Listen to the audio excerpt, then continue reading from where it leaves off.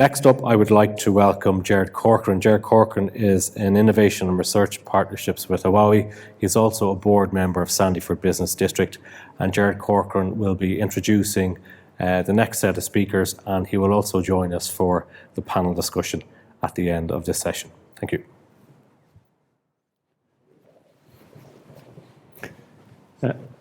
Thank you, Conor. So today, what I'd like to do is introduce the topic of rethinking humanity by the group RethinkX. Last year, we had the privilege to have Jamie Arbin of RethinkX present the series of reports which they have produced, including rethinking mobility, rethinking energy, rethinking information, rethinking food and agriculture. Recently, they have produced a series of 8 videos, and in the last 2 weeks, they consolidated this into one video. Today, we would like to present the first 5 of those, and these videos are available on YouTube on the RethinkX channel. I'd recommend everyone to have a look at it and to share it with your networks. And it explores the revolution which is happening now in energy and climate change. So thank you, and please roll the video. It's time for us to rethink humanity. Distilled from the book Rethinking Humanity by James Arbib and Tony Seba.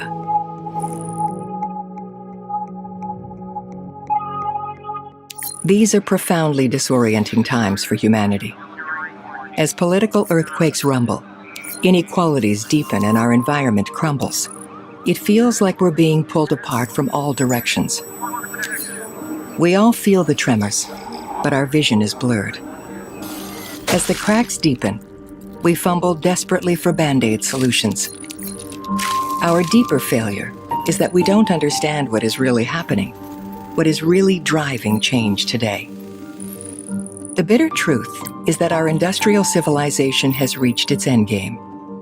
Collapse is inevitable, as it has been for every civilization hardwired to breach its limits. The good news is that a technology convergence is opening a window of opportunity for a whole new world to emerge, with possibilities beyond our wildest imaginations. A world where economic growth and genuine prosperity are possible for all, without the exploitation of people and planet, an age of freedom. If we can open our eyes to the processes that drive change deep below the surface, we can see that there is no going back to normal. We are standing on the edge of chaos, a place that feels terrifyingly unstable, but the place where real change can happen.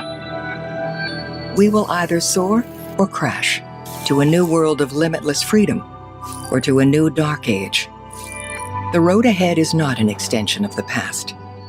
The belief that our current system can continue is worse than a mirage. It's a road to hell paved with good intentions.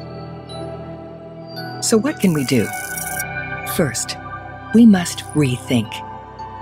Instead of projecting yesterday's solutions onto the problems of tomorrow, we need to leave behind our old mindsets. Second, we need to enable, because everything is interconnected.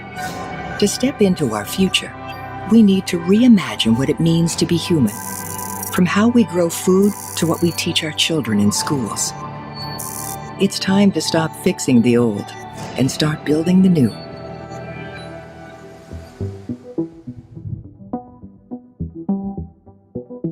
Meet Tony Seba and James Arbib, 2 technology entrepreneurs and investors who have discovered a formula to understand and anticipate dramatic economic and societal change. My name is Tony Seba. I'm a technology entrepreneur, author, educator, and angel investor. For 15 years, I've been working on developing a framework to understand and anticipate technology disruptions. 15 years ago, I predicted the rise of Google, Salesforce, Netflix, and Apple. 10 years ago, I predicted the rise of electric vehicles, batteries, and solar energy.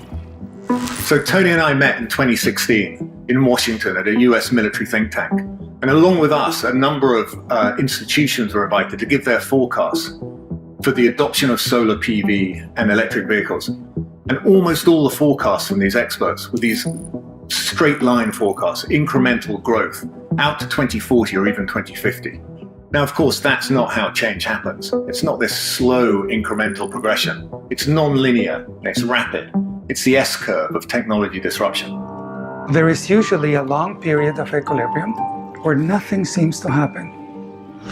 And suddenly, everything changes. Take transport.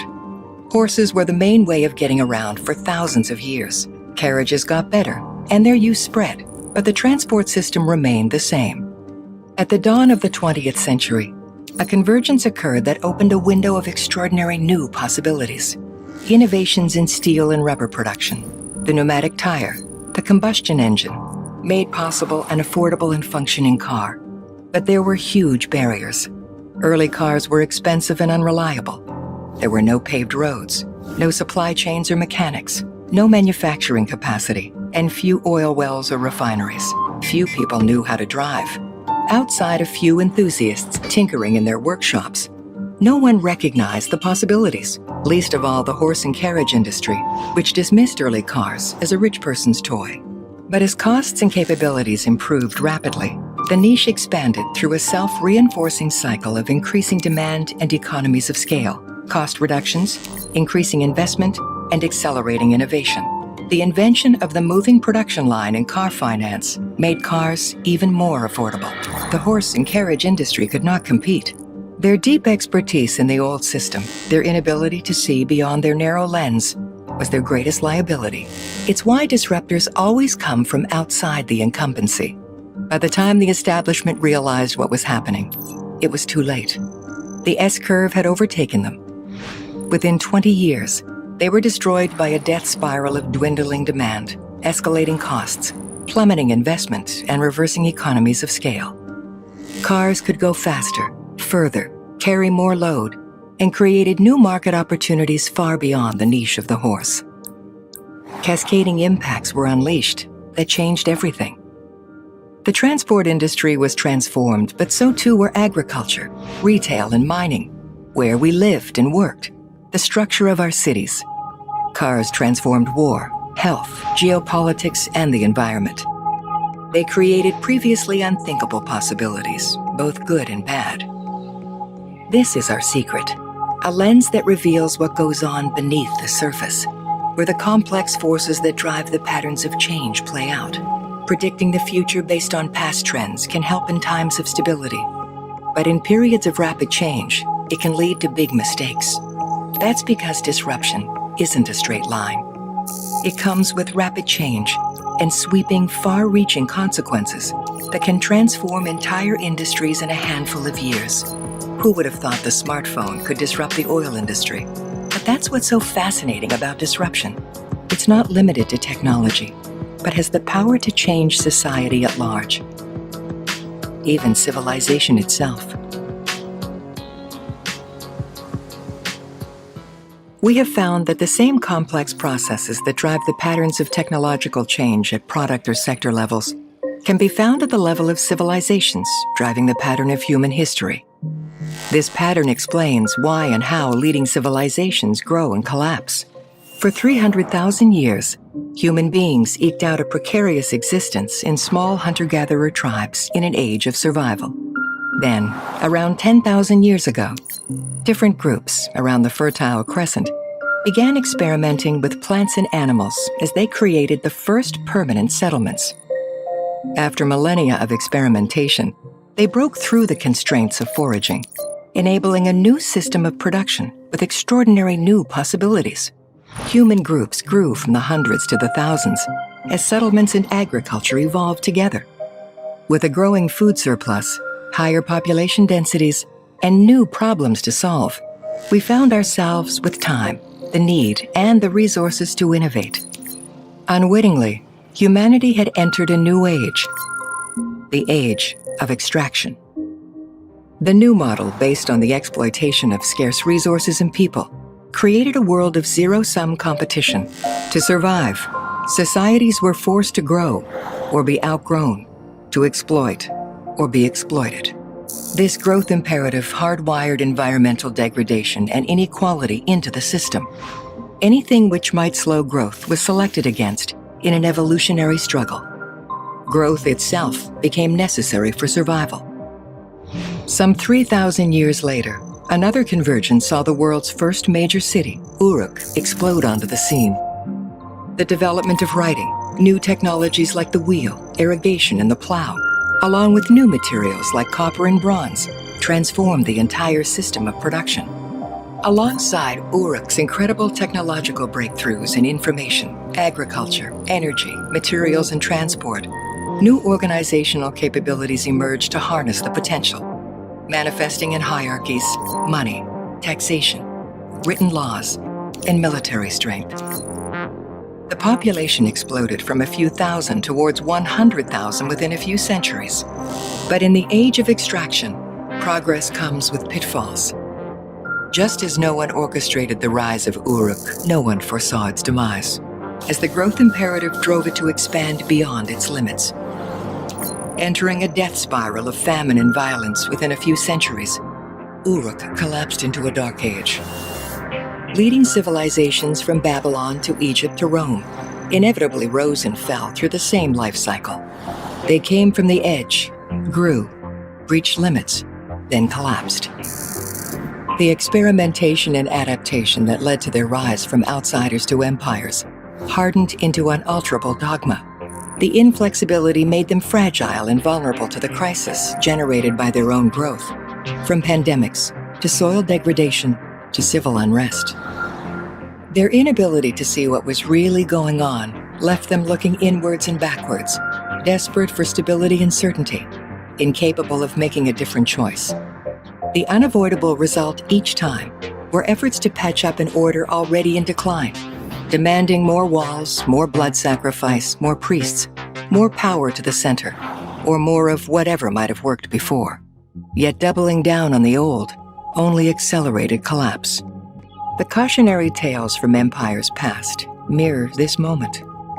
The crisis we are facing today are extensions of the pattern of breakthrough and collapse humanity has witnessed before.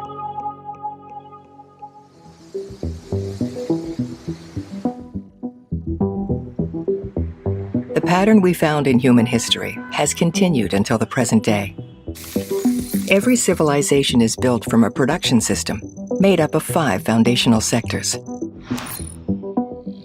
information, food, transport, energy, materials. The production system supplies a society's material needs, but its organizing system defines how it understands the world and governs behavior. When a civilization finds ways of thinking, seeing, and making decisions that best catalyze the potential of breakthroughs in its emerging production system, it can drive a process of transformation that gives birth to a whole new civilization.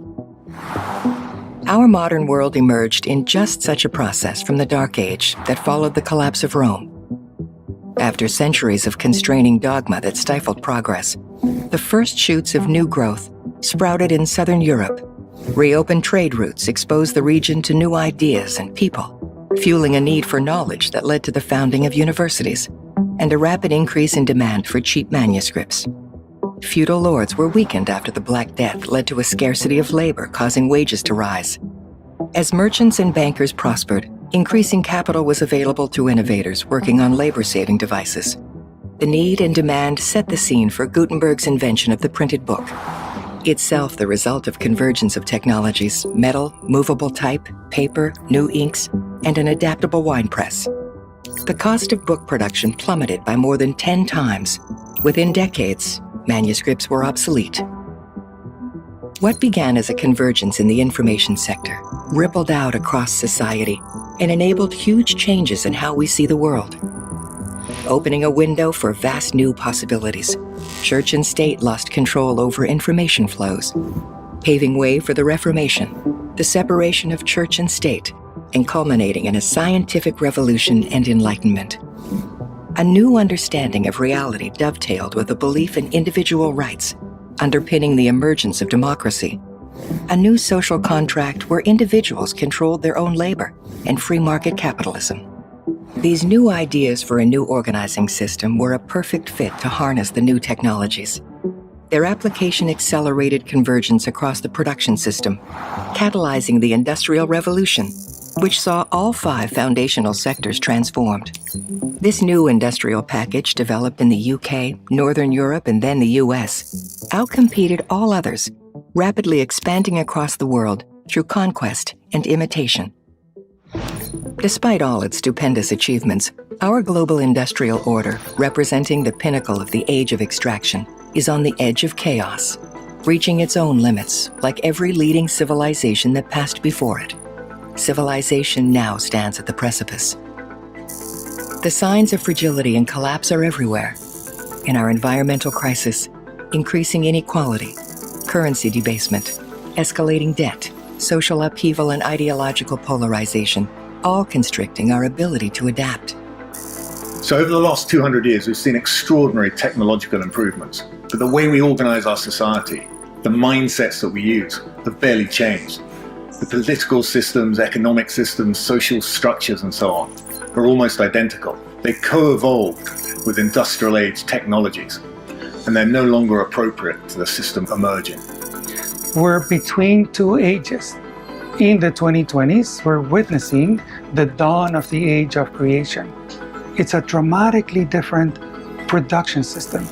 Instead of it being centralized, hierarchical, extraction and exploitation based, it's actually based on the network and the node, on collaboration, on information technologies, on global design and development, but local production and participation of human beings.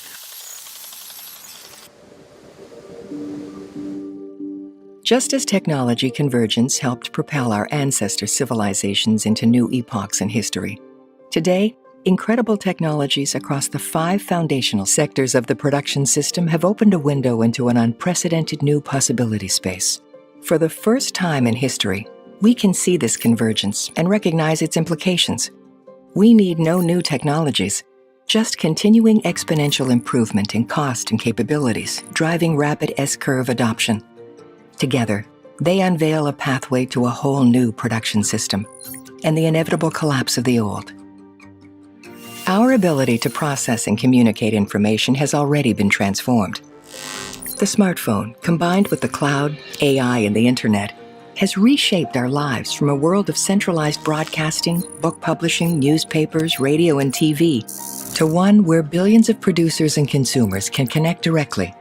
Just as the printed book saw church and state lose control over information, today's information revolution proves how outmodeled are the centralized ways of managing society. The information revolution has rippled out and begun disrupting everything else: retail, dating, entertainment, banking, transport, materials, and food. Our food system is being transformed as we learn to make affordable, high-quality proteins and other molecules without the need to grow plants and animals. The DNA of a single soy plant or chicken will be enough to create an unlimited quantity of soy or chicken proteins. Our newfound ability to design and produce infinite organic compounds, like we design apps or videos, will likely distribute the power to engineer our own food cheaply, sweeping away the industrial dairy and meat industries. Information breakthroughs and a convergence of AI, robotics, nanotechnology, and precision biology mean we can now 3D print furniture, entire homes, and even human organs. Solar, wind, and battery power have converged to become cheaper than oil, gas, and coal. The cost of solar is becoming so low, declining costs will make fossil fuels obsolete within a decade, enabling us to affordably build a massive oversupply of energy. Zero-cost superpower, getting us through the darkest days of winter, electrifying everything and allowing everyone to generate, store, and sell electricity in the same way we exchange information. Transport as a service, where electric vehicles, ride-sharing, and AI are converging to make on-demand, electric, and then autonomous electric vehicles the norm, will permanently end the reign of individually owned polluting combustion engines. The costs will drop so far as to make transport effectively free. Just as cars not only replaced horses, but created whole new industries, today's technology changes are already happening faster with greater second and third order effects than incumbents anticipated. These sectors don't exist in isolation, they interact.